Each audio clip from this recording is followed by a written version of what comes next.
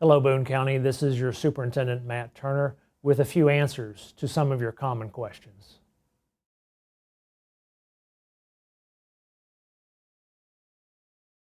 The rationale to provide more in-person instruction to our students is complex, and there's been a lot of thought, a lot of consideration put into our students, how they're performing, some of the indicators we see with them where some may be engaged or not engaged in their schoolwork. We have a great concern from some of the things that we're seeing after the first quarter of our school year with how our students are doing.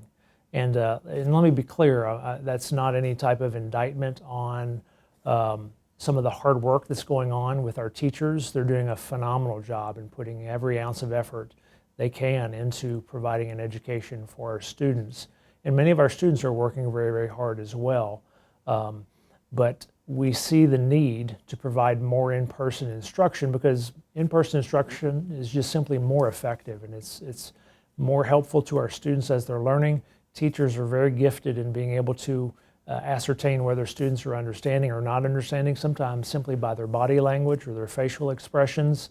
They're able to see so many things, so many nuances within their students, and be able to help them in many ways very, very quickly that you can't do in virtual means. So that is one big reason why we want to provide more in-person instruction, is just that we see the struggles of our students, and we see that growing, and we're really concerned about going through the school year and our students being able to be prepared to graduate from high school, be prepared to move on to the next level. And as a school district, that has to be our top priority. Another reason for this change in providing more in-person instruction is that we're not seeing spread of the coronavirus within our schools. We are seeing some cases. There's a small number of cases considering the size of our district and the size of our county, but we're not seeing instances of transmission where one student is infecting another. There are a few examples, but very few examples. If you look at our overall school population, the number of cases we have is very small. If you look at our entire county, it is very small, but we're even smaller within our school district. So in essence, what we are starting to see with our numbers is that school is the safest place for our students, that we believe we can keep our teachers safe and we can keep our students safe. Even if we do increase the number of students in our classrooms and within our schools, we believe that we can keep them safe, and we think that will be a better educational solution for them. And the last reason for wanting to move to more in-person instruction with 4 days of in-person instruction versus 2 in the hybrid model is that we've seen many examples and have visited several schools and school districts and had conversations with school leaders and other places where they've been able to make that work and they've been able to do it safely. We have several examples across our state, across our tri-state region of public school systems, private school systems, that they're able to provide instruction to our students where we may not have complete 6 foot of social distance, but we'll provide as much social distance as possible. They're able to make it work within their schools.